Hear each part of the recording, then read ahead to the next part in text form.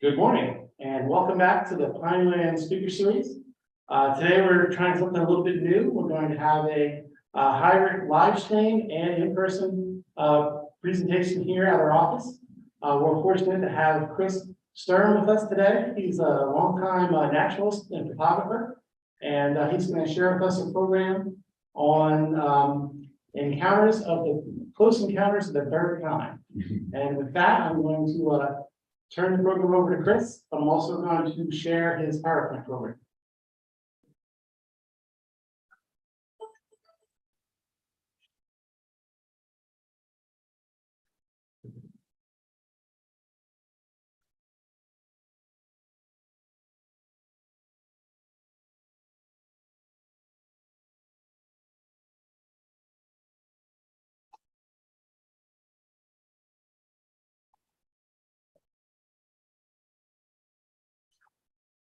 Okay, Chris, it's all yours. Good morning, and thank you, Joel, for the introduction and for having me here at the Pinelands Commission. For son of the Pine Barrens myself, I grew up in Spotswood, which is in the detached part of the Pine Barrens called the Spotswood Outlier. So I cut my naturalist piece there in the half pine, half hardwood forest of central New Jersey. And I think of birding as a gateway drug. People notice birds more than they notice other things. And as you get out more and more looking at birds, all of a sudden you're going to wonder what they eat, or what other kind of animals they eat, what eats them, where they live, where they nest. And so you start getting involved in all the different branches of nature. And that's what happened to me. Everybody has an epiphany bird or a trigger bird. I remember in 1971 when I bought my first pair of binoculars, walking out in the woods in Spotswood with my dog and seeing a spring plumage, breeding plumage, yellow-rumped warbler. Of course, it was myrtle warbler back then. And I was just astounded. This can't possibly exist in New Jersey. And that's really the trigger bird that got me off and which ultimately led to travel over all 50 states, most of Canada, Iceland, the Canary Islands, Mexico, just on the lookout for birds and other nature. So I have called my program Close Encounters of the Bird Kind because I have kind of a weird sense of humor, and you'll kind of pick up on that as the program goes along. And the way I taught, I was a social studies teacher in middle school. And I used a lot of humor and stuff in my classroom. So birds are all around us. In the sea, in the marshes, over meadows, on the Arctic tundra, tropical forests, far out at sea, and the desert. Yes, in forests, prairies, and salt marshes. Birds are everywhere. Birds here in North America run the gamut in size from the ruby-throated hummingbird, which is 3 3/4 inches long, and not even just a little over 1/10 of an ounce. If that's hard to imagine that an animal as complex as a bird could be 1/10 of an ounce, up to the white pelicans, which get up to 16.5 pounds with a 9-foot wingspan. And they do occasionally occur in New Jersey. I've seen them several times there. Some birds we long to see. Either they're very rare, like whooping cranes. And when I saw my first whooping cranes in 1974, there were 49 in the wild. I saw 7 in one day. That was 1/7 of the world's population of a bird. That's something that really stuck in my head all of these years. Or they could be a bird out of place, like the fork-tailed flycatcher, which I've seen in Cape May on a few occasions. Or it might be in a place that's kind of inaccessible for most people, like the elegant trogons that live in Cave Creek Canyon in southeast Arizona. And people travel long distances and go to great effort to see these birds. Other birds, well, maybe not so much. Starlings, house sparrows transplanted here and have been the subject of eradication campaigns sometimes. And brown-headed cowbirds, which are native, but they lay their eggs in other birds' nests and make themselves obnoxious in that way in many respects. So this is a picture that I did not take. By the way, all the pictures here I took, all of the bird pictures. This is a bird called a common green-shaped. It's kind of like our willet or one of the yellowlegs, kind of nondescript really as far as shorebirds go. But it's a bird that is common in Central Europe and in Asia, migrates into Africa, and it's been seen on the West Coast several times. So you can see it, I think, in places like Attu and the Aleutians. But one showed up here at Forsyth National Wildlife Refuge in October of 2017. And by the way, bird, I might slip and say Brig for long-time birders. Forsyth is Brigantine or Brig. And it was discovered on a Wednesday. I went there with my friend Pete on Friday, and we drove around. We were on the East Dike, and a couple guys were watching it. And we said, do you know where it is? And they said, it's right there. Well, I was silly enough not to shoot first and ask questions later with the camera, so I didn't get a picture of it. It was literally 50 feet away. And something happened to spook it, and it flew off with a bunch of yellowlegs into the middle of the marsh. And I don't think anybody ever saw it that close again the whole week. But even on the Friday, 2 days after it was seen, we counted cars from Michigan, Maine, South Carolina, and there were probably 100 people there. By the weekend, there were thousands of people and hundreds of cars from all over the country come to see this bird. So birds are beloved animals. People go to great lengths to go and see rare species. People go to great lengths to feed them at their homes. So we have a close relationship with birds. All throughout history, birds have been used as symbols. Ancient Egypt had their Horus, the falcon god.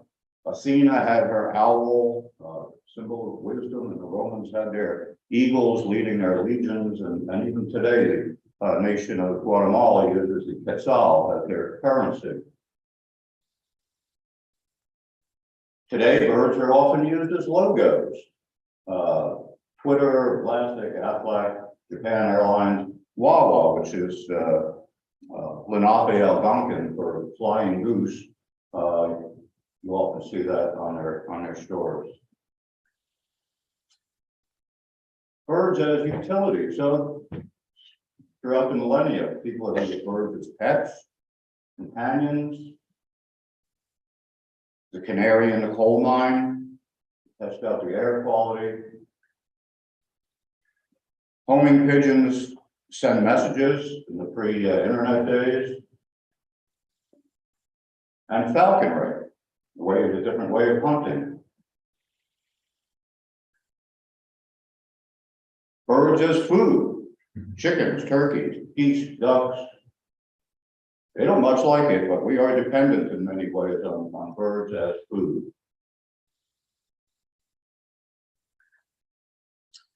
Feathers have been used throughout history by some cultures. Certainly Native Americans made great use of feathers.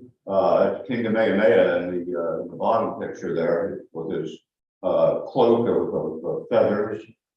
In Africa, there's a young girl wearing a feathered headdress. The Mayans used quetzal feathers to adorn their emperors and such. We also use feathers for down feathers for keeping us warm, and coats, sleeping bags, comforters. And we've used feathers for years up until the modern era as writing implements. So we have this great relationship with birds over the years. Sometimes it's one-sided, but no matter what, no matter how we've used them, we've always appreciated that. We've even used them to personify in cartoons. The Roadrunner there on the left, heck, my own college girlfriend, Rosemary, dressed up as a Roadrunner for a sorority initiation events, and doesn't look really anything like the real Roadrunner down the bottom, and it doesn't go beep beep. Heckle and Jekyll, I never figured out they're supposed to be magpies, but they don't look anything like magpies. Probably the closest to reality is Woody Woodpecker, patterned after affiliated woodpecker.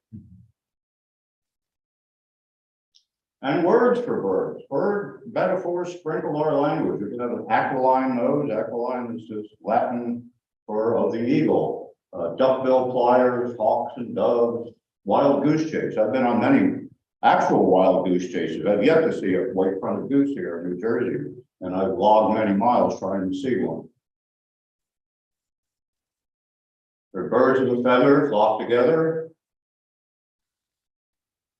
A bird in the hand is worth two in the bush. And eat like a bird. Eat like a bird, you're supposed to be like this siskin, picking up little bits of food and eating them, and just pecking at your food. In reality, a bird like the ruby-crowned kinglet in the middle of winter has to keep up the fat content and the heat in its body, and it has to go through a ton of food a day. As a matter of fact, according to one source I've read, a bird like the ruby-crowned kinglet has to eat the human equivalent of 27 large pizzas in a day just to keep up its body weight. Bird brain.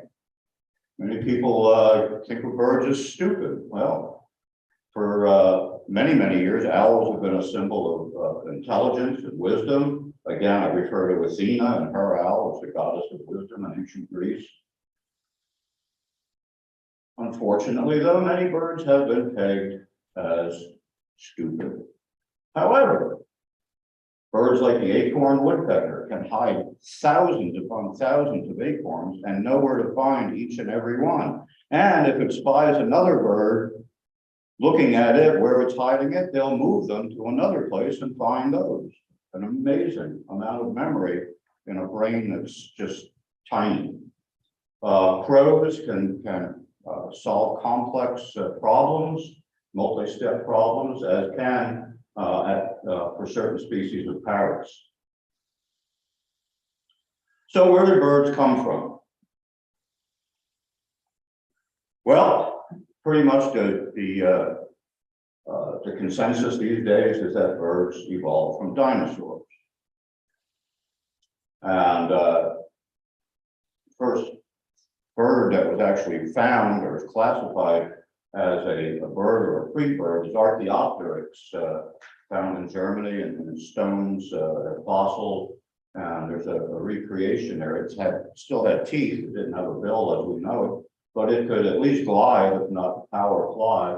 But it's thought that some theropod dinosaurs, like velociraptors, may have developed hair-like feathers from scales and eventually morphed into the feathers that we know today.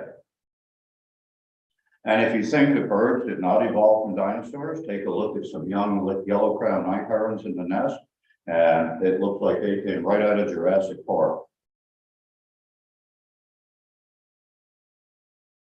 So major North American bird groups. When I cut my birding teeth years ago, it was 27 orders of birds. Now doing research when I put this program together about 6-8 months ago, it varies from 19 to 37. So I'm still sticking with the 27 because that's what I know. Although I did change the falcons there into their own order. So we have everything from loons, grebes, tube noses, seabirds, pelicans and their allies, herons, egrets, ibises, storks, swans, geese and ducks, hawks and vultures, chicken-like birds, game birds, more or less, quail, grouse, pheasants, cranes, rails, coots, shorebirds, gulls, terns, alcids like puffin, pigeons and doves, parrots, cuckoos. The roadrunner's a cuckoo. Owls, nightjars or goatsuckers like whippoorwills, hummingbirds, kingfishers, trogons, woodpeckers, falcons, which used to be lumped with the other birds of prey, and passerines or perching birds, which is the biggest order of all of the most species. Most of the birds that we encounter in our yards are going to be from that order. So what defines birdhood? What makes a bird? So all birds are warm-blooded after hatching.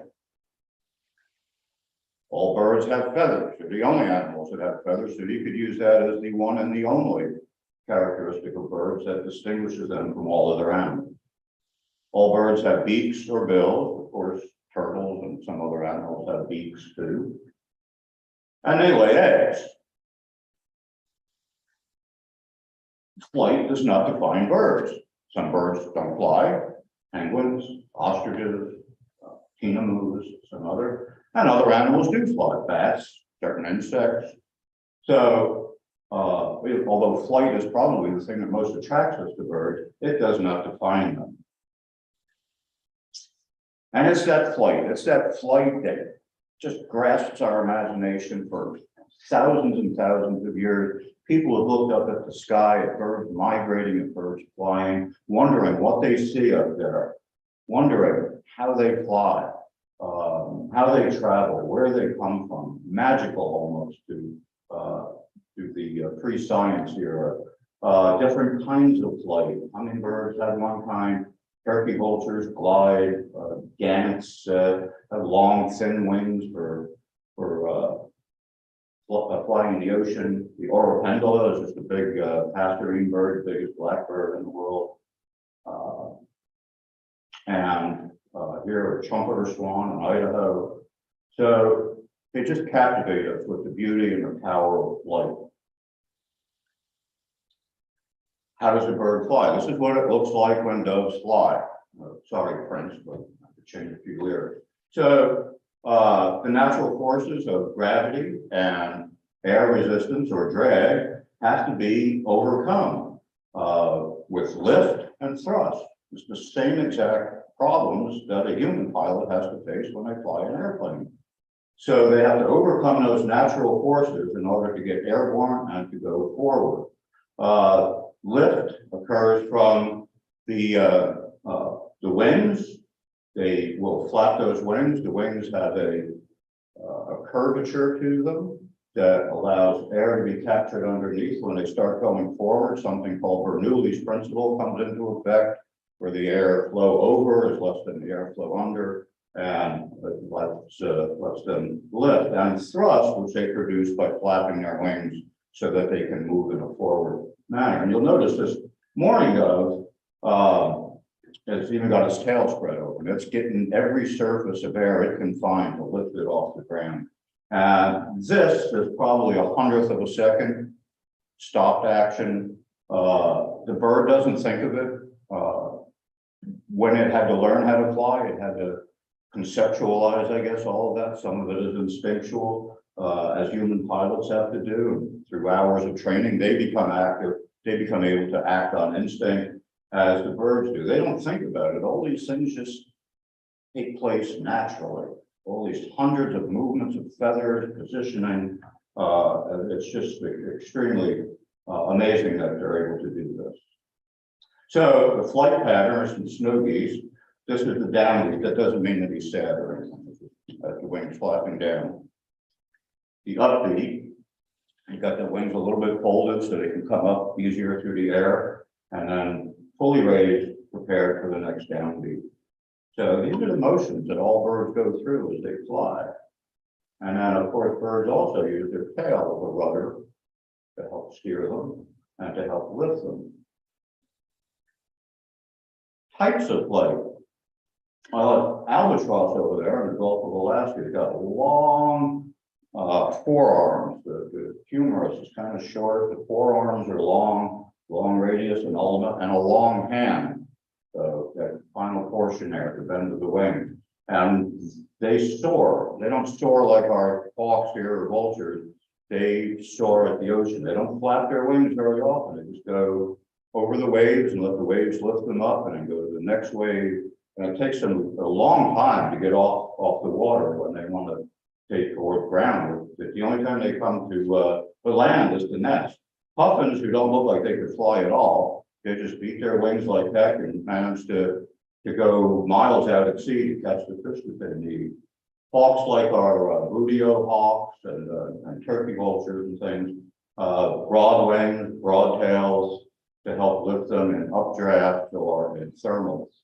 Goldfinches, typical songbirds, wings built for maneuverability in tight spots. Willow ptarmigan, most game birds have their wings have a very extreme curve to them, so they catch a lot of wind, a lot of air immediately. If you've ever been, when a pheasant takes off at your feet, I've had turkeys take off at my feet, and you want to have your throat go down and your part go up to your throat. It scares the heck out of you, but they just burst into flight immediately.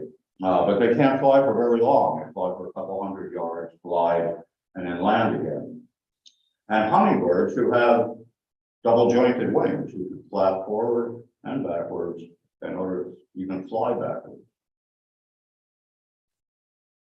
From takeoff to landing, flight is amazing. And white ibis now, if you haven't seen white ibis in New Jersey, go to Ocean City, the visitor center. I chased white ibis for years. I finally saw some at break, and then now they're all over Ocean City. Last year at Cape May, they counted, I think, over 1,000 migrated through the hawk up there. Bird flight is just spectacular. Wings spread, feathers spread, aerial aerobatics.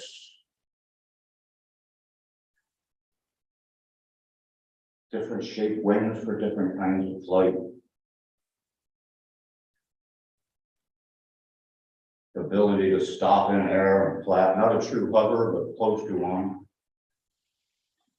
To soar like this raven.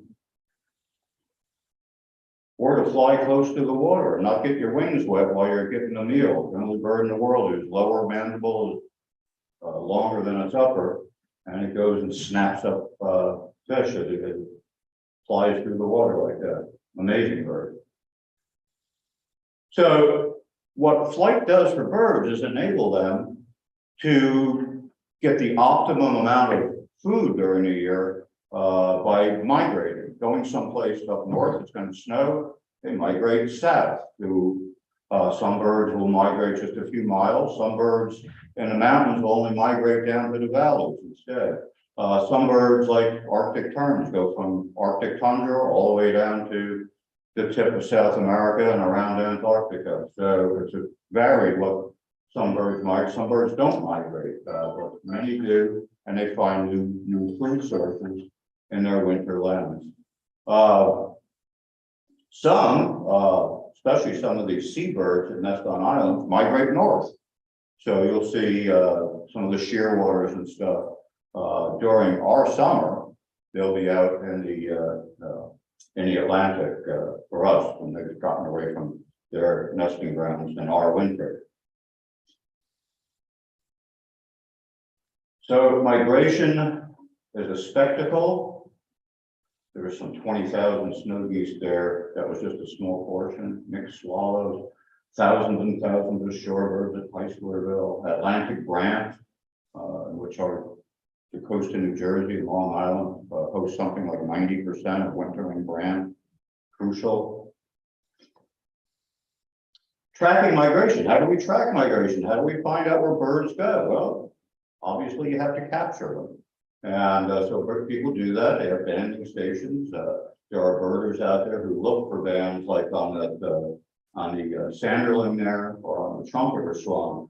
Sanderling's got a little plastic tag on his foot that a researcher has put there, and you can see it through a spotting scope and then report it, so the researcher will know where that bird went. Trumpeter swan, some of the others, sometimes you'll see them in foresight, Canada geese with collars on like that. The chickadee there wearing an official U.S. Fish and Wildlife band, that's going to be on there for the life of the bird. It doesn't disrupt them from going about their lifestyle. But there's a number, there's a place, an address, And that bird has a particular number, and if it's ever found or recaptured, we can find out how old the bird is, where it was banded, and other crucial information. I look inside the banding station. It worked for a number of years in the early 80s. I was very fortunate to be part of the hawk banding station up in the Kittatinny Ridge. And we would use bait birds. They didn't get hurt, they just got scared. To draw in migrating hawks along the ridge. And we trap them either in a mist net like that Sharpie up top, sharp-shin hawk, or in a bow net trap like that red-tailed hawk in the bottom. And take them out of the net and just relax. Look at the talons on that little sharp-shin hawk. That's a bird-killing hawk. He needs those large, big, long talons to penetrate feathers. And we find out things, we measure them and things too. We find out, for instance, we check their crop. Very often, the accipiters, like the sharp-shinned cougars and goshawk, will have eaten not too long ago, and they're still going in for another snack. So we measure them, certain measurements like wing chord lengths and things like that, weights. Have the band box there with the different bands with the different sized birds. That one's on a red tail down at the bottom there. You can see the number, it's 77 something or other. And then we let them go. And that's one of the other banders up there letting go. Adult female goshawk. So, and to the parents and grandparents out there, if you want to teach your kids something about comparative anatomy, get a rotisserie chicken and tear it apart with the kids and show them all the bones and stuff, and how bird skeletons, muscular skeletons, are not all that different from ours. They got most of the same bones that we do. Instead of a sternum, a breastbone like we have, they have that big heel, like you carve from turkey or chicken, and that's what anchors the big flight muscles of the bird. The wings of the bird, akin to our arms, have the same. They have a humerus, they have a radius and an ulna. That's why in that middle section of the chicken wing, you got the two bones there. And at the end, that's the hand. And that little hand, thumb going up there is called the alveolus. Some people call it the bastard wing. And basically, it would go, the bird and rest would go something like that. And that little bit of wing can help stabilize flight with the feathers on that. And otherwise, you have fused bones, diffused phalanges at the top there that hold up the wing. The legs are fused. When I first started looking at birds, how come their knees go backwards? Well, they don't. That's not their knees, that's their ankles. That whole project here, this is their feet from here to here. These bones are fused. What we have here is the tarsus and the metatarsals on our feet are fused into one bone for strength. And the feet are operated by a series of tendons that open and close the feet. Bird bones, contrary to popular belief, are not hollow. They have buttresses inside with a lot of air, so that gives them lightweight. Pound for pound bird bones are much stronger than human bones, harder. A human bone, of course, has marrow and is solid. Some birds, like loons, are diving birds. They have solid bones that suits their lifestyle. They spend a lot of time underwater, and that helps them stay underwater longer. The bird cranium is lightweight, thin, but hard. And the bony mandibles there are covered by a sheath, what we know as the beak. Large eyes, all birds have large eyes for their size. An ear that comes out here. Birds like puffin can take that sheath, and at the end of the breeding season, it sheds that outer sheath with all the colors on it, and it's a little less colorful and a little thinner, and it grows back again the next year for breeding season. Musculature, centralized mass is the key here. Birds need to keep their body heat. So everything is centralized. You'll see on the arms, the wings of the birds, the muscles are small, just to operate the wings themselves and the feathers. The legs, there's no real muscles in the feet and the toes. And this allows birds, and you see that muscle there attached to the breastbone, the pectoralis, the biggest muscle in the bird's body. What's our biggest muscle in our body? Gluteus maximus, right? We walk, so we need that big muscle there. Birds fly, they need that big muscle there. From not having blood vessels or many blood vessels and many muscles in their feet, it's why this bald eagle can have snow build up on its legs without getting cold. Or how these ducks, they're at Round Valley Reservoir, can be frozen in the ice in the morning and wait for it to thaw out without losing their feet. If we did that, we'd have frostbite and have to have our feet amputated probably. Internal organs, again, everything's centrally located and just unitized. For instance, there's only one opening, the cloaca. That's where the eggs come out, and the sperm goes in. It's where waste products go out, urine and feces get kind of mingled together, and this is why birds look like that when they poop. So their organs are very efficient at getting done what has to be done. A lot of birds like that will do that when they're getting ready to fly, especially if they're scared. Some early names for birds like herons or well, words that I won't say here, but they fly up the creek because it's going to leave a trail behind them as they fly off, like this cormorant is doing here. And the respiratory system, we breathe in.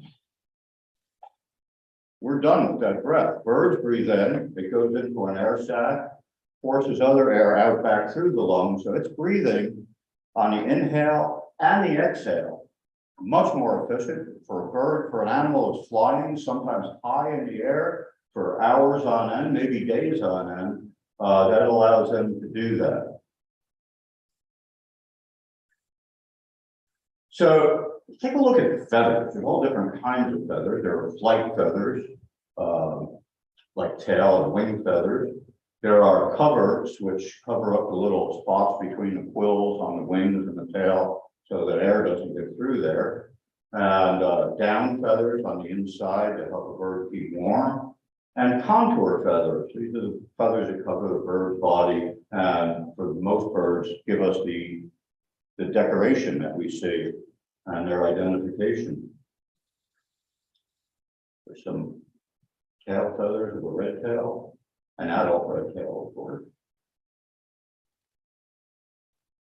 Bald eagle primaries. Notice how the primaries on many large birds, if you see this on turkey vultures too, are cut as they go. That helps them to spread as they're flying. Those things are stacked like that, and it helps air turbulence as it goes through from building up. So it allows their flight to be more efficient.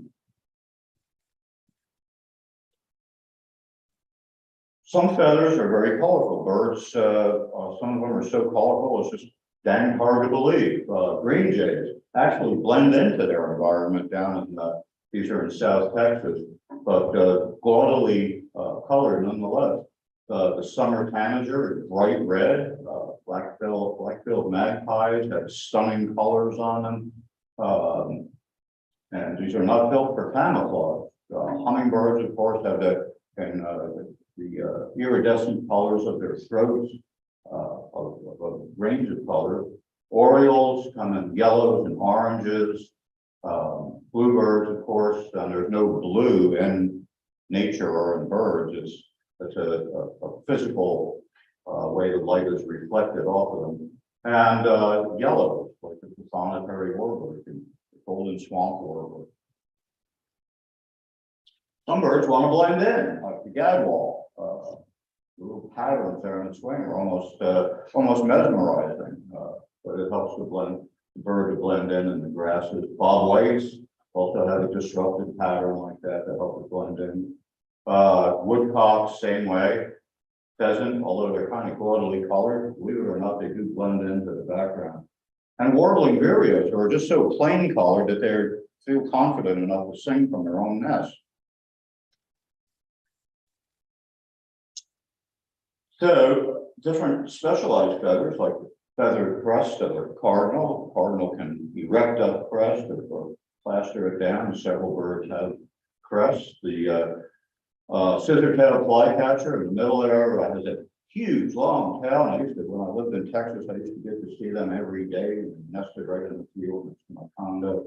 It was great, but it's not just decoration. It does attract mates, but also that tail is used for amazing maneuverability in the air. Long-tailed ducks have that big long spike there feather. Moths on the lower left actually are hatched and grow their new feathers as full feathers, and each species plucks out the barbs in a particular pattern. And this is a turquoise-breasted moth, and that's its pattern, having a paddle at the end of the quill.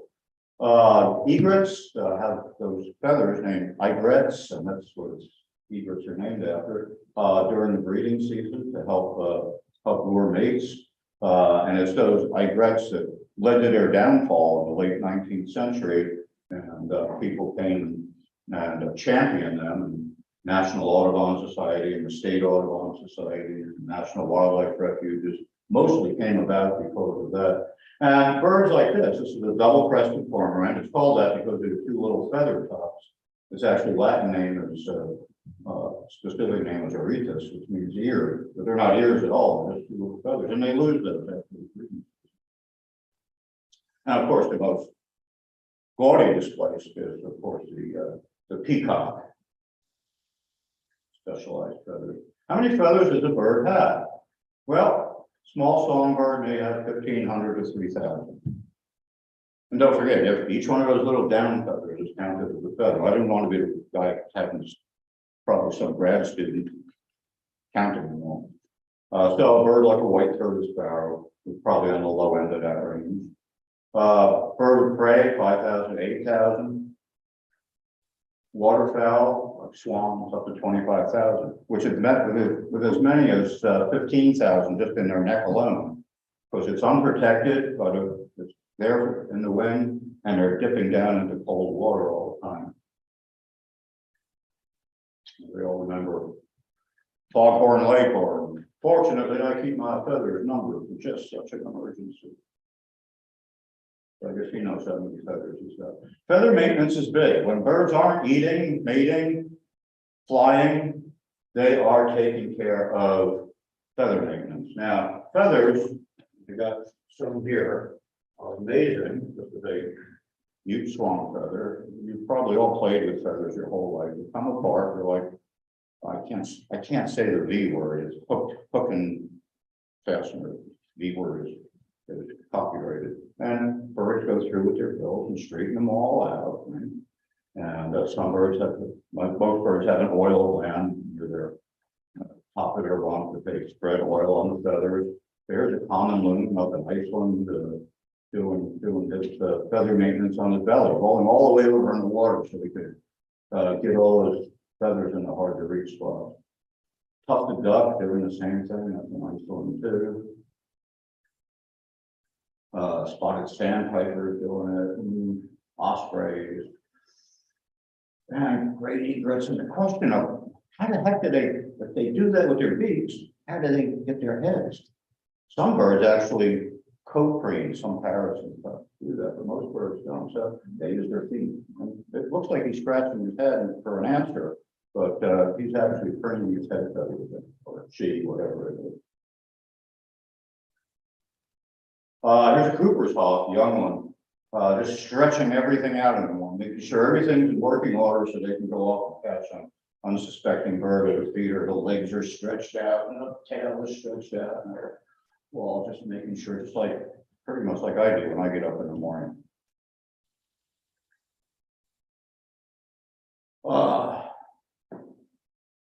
We've got water, birds bathe. I like watching birds at my bird bath at home.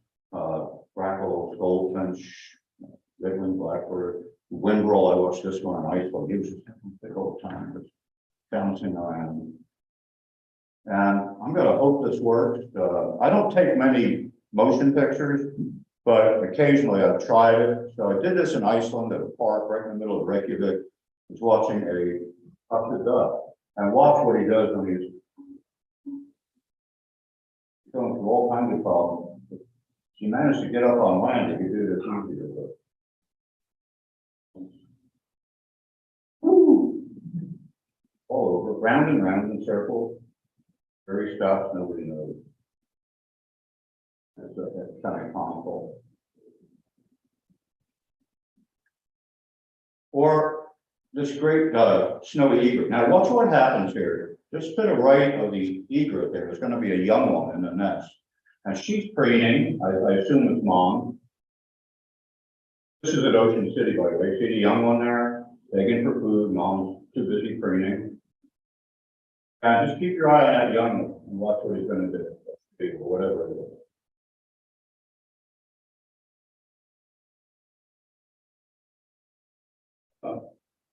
Okay. Mom is doing hers, and Junior, what's it doing? It's preening. Now, is that innate? Is that, or is that learned behavior, or both? Something for the bird behaviorist to think about. Birds have to molt their feathers. Some do it every once a year, some do it twice a year. Big birds like turkey vultures and red tails molt feathers in pairs. So you see on the vulture's feathers, you've got feathers missing there, and the red tail, you've got a feather missing in the tail. And they'll grow new ones. It takes several weeks, and it takes a long time for the whole molt process to happen. Some birds, like geese and ducks, molt all their flight feathers at once. That means, guess what? Can't fly for a few weeks in the summer. So they take on a new persona. They can't have that gaudy plumage anymore to attract a mate, so they turn into what's called eclipse plumage. And that's one on the right there, mallard in eclipse in the summer. Many birds go through 2 molts a year. This long-tailed duck, that's what it looks like up on the tundra and its nesting ground. And on the right, that's what it looks like at Barnegat Light in the winter. And the red-throated loon has a beautiful pattern of stripes and red, and then in the winter it looks like that. And then they'll get that breeding plumage again, closer to the next year. Goldfinches go through a molt in winter, they're kind of drab looking. And then of course in breeding season, they're bright yellow. And they are all over right now. They're late nesters, so they're in the middle of their maybe second, maybe third nesting of the summer. Cardinals.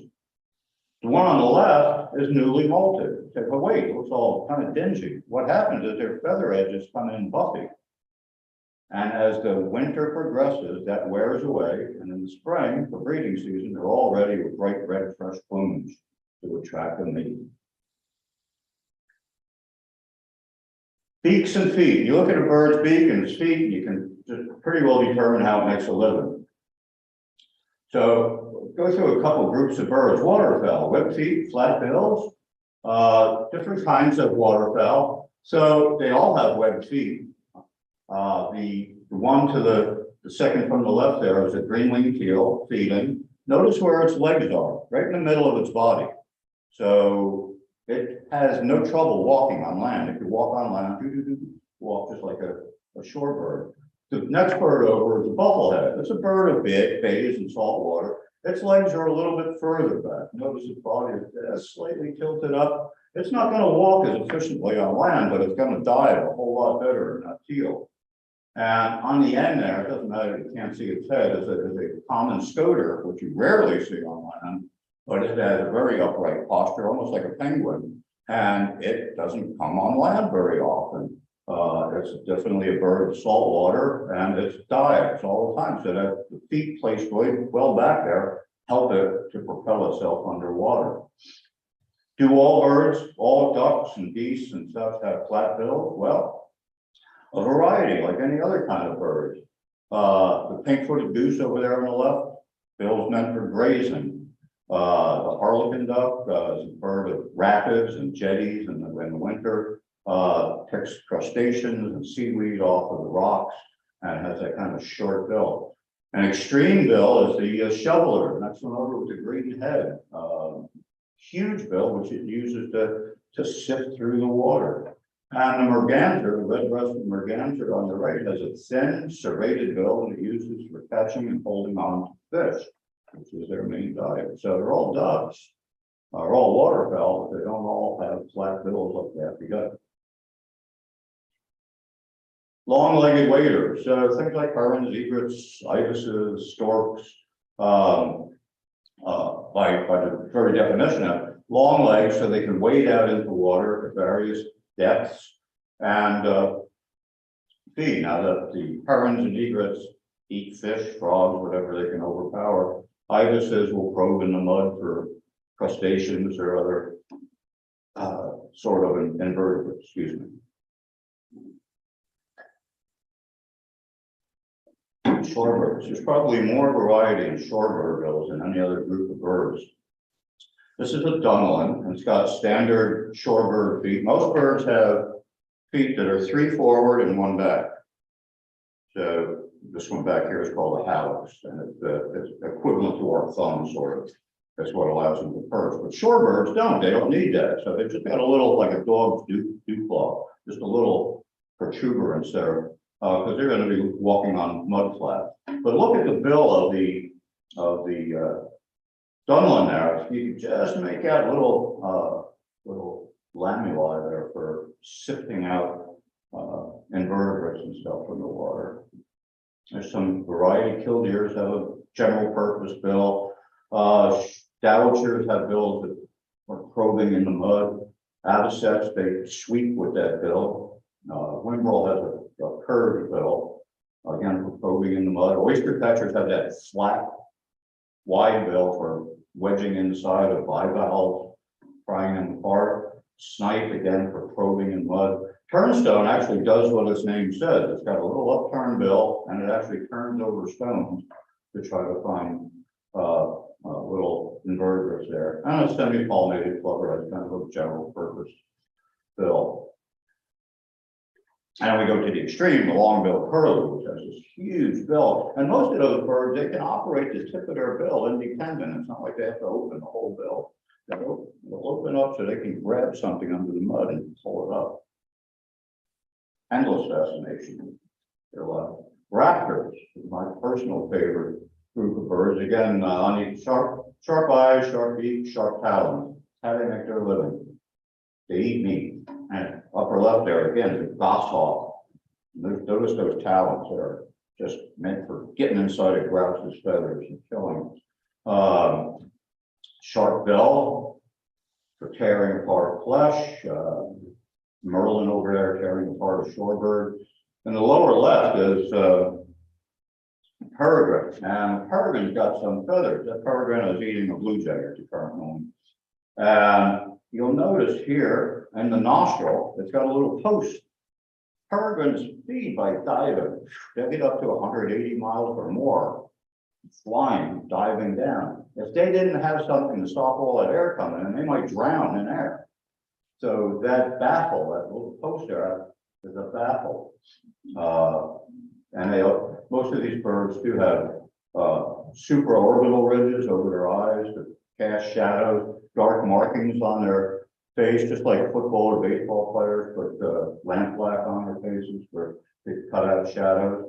So well adapted. Birds like turkey vultures and black vultures, which we have around here, their feet are kind of weak, but they don't have to grasp anything. But their bills are very powerful and sharp and meant for piercing tough leather. Ospreys, they have a different kind of foot. They have 3 in 1, but when they catch a fish, they can take that outer toe and rotate it around so they're 2 and 2 to help hold the fish more. And if you ever see an osprey with a fish, it's always head first, tucked up like an old World War II dive bomber with a bomb. Amazing. Hummingbirds and swallows feeding on the fly, always flying. Rufous, black chin, these are all western mountain birds. We have one, sometimes a rarity comes around. We have the ruby-throated hummingbird. Places out west sometimes we have 6-7 species in one place, southeast Arizona especially. But these two here on the top left, the blue throat and the rivolies, are at my campsite in Cave Creek Canyon in Arizona. We put up a hummingbird here. Swallows, of course, feed on the fly, and they're very common. Wide bills to catch insects and flight. Woodpeckers, specialized stout bill for chiseling wood, digging nest holes, chiseling out wood to find prey. A 2-2 arrangement of their toes so that it makes holding on to vertical surfaces easier, and a stiff tail to support their body when they're propped up like that. And here's a little family portrait of some of these. All these occur here in New Jersey, and even affiliated woodpeckers are becoming more and more noticeable down in South Jersey now.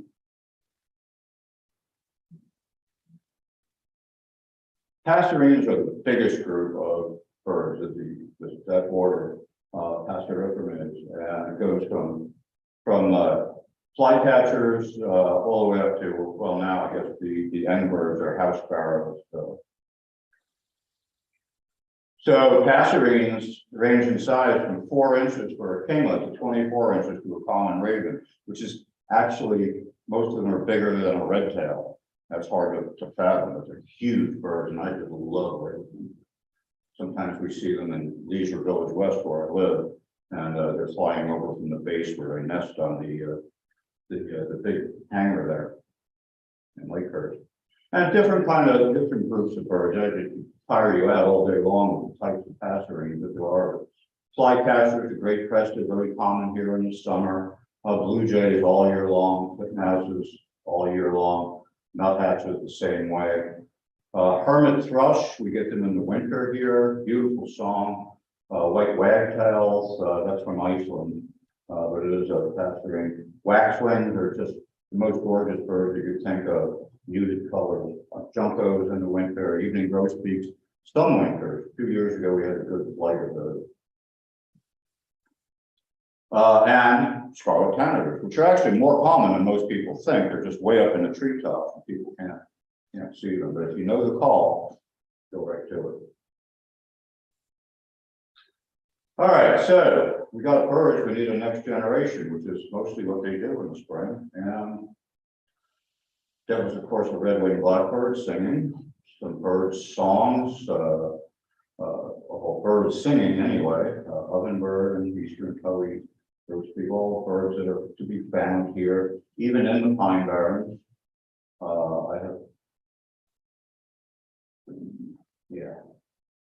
And if you know their songs, you know what they are. The organ that makes bird songs possible is called the syrinx. Now, our larynx, our voice box is up here in our throat. The larynx, theirs is down at the juncture of the two bronchial tubes that come up from the lungs. So what it means is it's almost like two separate organs, which means that the bird is breathing in and out, it can sing both ways, on the in-breath and the out-breath, and it can sing two different songs at the same time. If you've ever heard of Veery singing, it sounds like a calliope with, it's an amazing sound. There's a small field sparrow in that song. So most birders actually find their birds through calls or songs. You know, they memorize them, they know them over the course of years, and that's generally how we see the birds that we see. Displays. Display, try to lure a mate. So songs are one way, displays are another, like this great egret down at Ocean City. Hooded mergansers go through sort of a ritual, a group dynamic where the males all display, they erect their crests, and turkeys, of course, dance like many game birds do in a lek and show themselves off. So here's a pair of least terms. So the young swain coming there with a gift for his lady love, a little silver fish. And of course, she walks away. She's not interested at first. And then he prevails upon her. He's still got the fish, and eventually he'll give it to her. And if she favors him enough, well, then they mate. And They lay eggs right on the sand, mixed in with some shells. The female will sit there and the male will bring her food, and up at the top right there is one newly hatched. And we have a progression of these birds as they got older during the course of the summer. Osprey, same thing. Prospective dad bring fish home to mom, prospective mom, and she accepts it. They mate, and they mate over the course of years, but you still got to go through this ritual every year, like, you know, bringing the anniversary and that sort of stuff. And of course, the object of that is life, young ones, they're in the nest. And they bring fish back to the nest, and they get bigger. And pretty soon they're like teenagers hanging around the house, and you wish they would go someplace. And eventually they do, but even when they're on their own, they can't fend for themselves all the time. And mom got to come to the rescue with feeding the bird on the left there with some fish. Various types of nests, common nighthawk. That was right on the building where I worked in Houston. It was right up on the roof, just laid the eggs right on the gravel. Killdeer just nest right on the ground. Their eggs are shaped ovoid, so the 4 points stick in and allows them to be more compact. Pintails, that's up in northern Canada, and nest lined and down. White eggs because they don't have to camouflage them. And American pipit, that's also up in Hudson Bay area there. Dark eggs, probably to get as much heat as they can from when the parents off the nest. Cliff nests, a lot of the alcids, like puffins, well, they puffins nest in birds, but murres, gannets nest on cliffs, fulmars, kittiwakes. Kittiwakes just nest on the smallest little platforms you can imagine. And if you see the one on the right, you can't see its head, but you can just see a chick sticking its head out there. Tree nests, Bonaparte skull, it's the only tree nesting skull in the world. And it nests up by Hudson Bay and other places up north. Cormorants nest in trees, most herons nest in trees. Bald eagles nest in trees. You can see the young one there taking exploratory flaps of the wing, raising himself off, mom looking on top there. Monk parakeets build communal nests. That one's a carteret. Wood thrushes build the standard cup nest that we're so used to seeing. As do redpoll again up in northern Canada, mockingbird with speckled eggs. The Oropendelad, it's kind of related to orioles, so it's got that pendular nest there, but it's huge. The nest is like that big. And the blue-gray gnatcatcher nests like that, and that's the bird's tail feathers, and they're covered with lichen that help to hide it. And then there's birds that nest in cavities, holes in trees and whatnot, or man-made nest boxes. Bluebirds almost gone from New Jersey 40, 50 years ago when I first started birding. They were very rare in most of New Jersey because the starlings had taken over their nesting holes. Well, active programs of people building nest boxes. In our village, in Leisure Village West, we have, I think, 15 nest boxes, and we consistently raise over 50 bluebird chicks a year. There. Flickers, of course, being a woodpecker, carve out their own nest. Tufted titmouses look for a hole in a tree, this way it will not hold, but rotted out. Swallows will nest in boxes, tree swallows, and cliff swallows actually build their own cavities with little balls of mud. So a little gallery of young ones. Now, most songbirds are called altripal young, which means that their period in the nest is short, but their developmental period after they hatch is long. They're completely helpless. They haven't feathered out yet. Parents need to feed them for weeks. That's their survival strategy. These are birds who nest in trees or in hidden places. Birds like shorebirds, gulls, geese, ducks are called precocial. They spend more time in the egg, but once they get out of the egg, after they dry off, they're ready to go. They feed themselves. The parents don't have to feed them. So here's a very young Wilson's plover, probably no more than an hour or two out of the egg, just ready to go up and lead a life of his own. He'll follow mom around and mom and dad around, but he's independent. As are geese and ducks. Gannets are dependent upon, but they can't fly yet, and they got to fly to get to their feeding grounds, which is the water.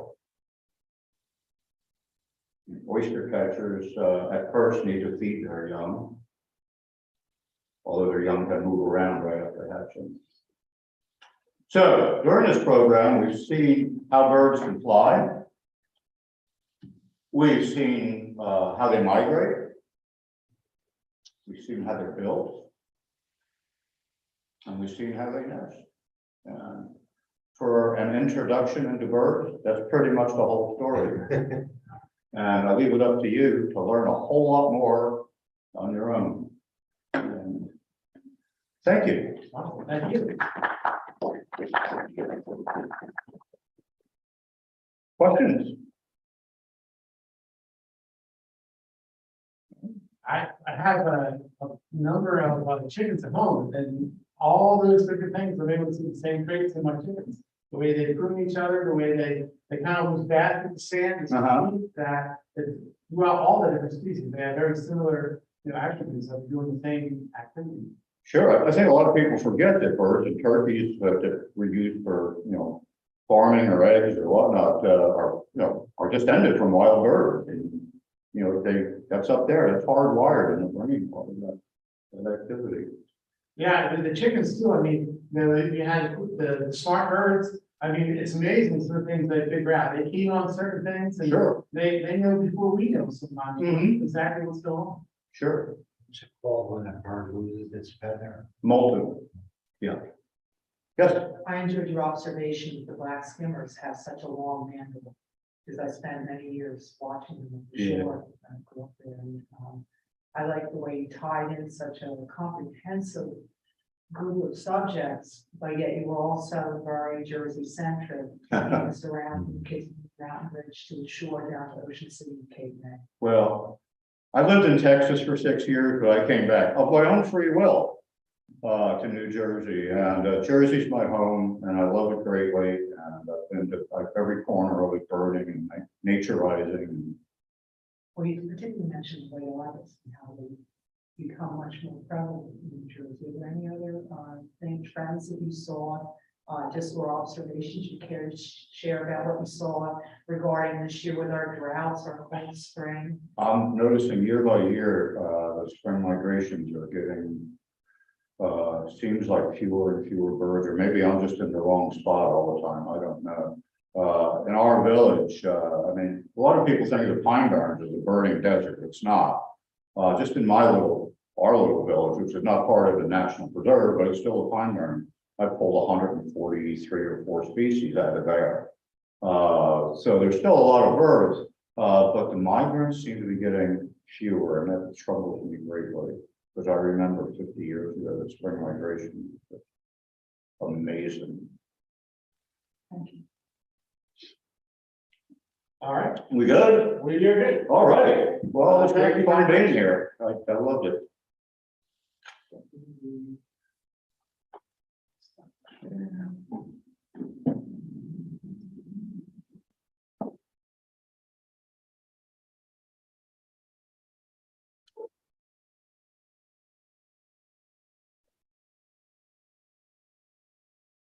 I have different feathers if you want to see them.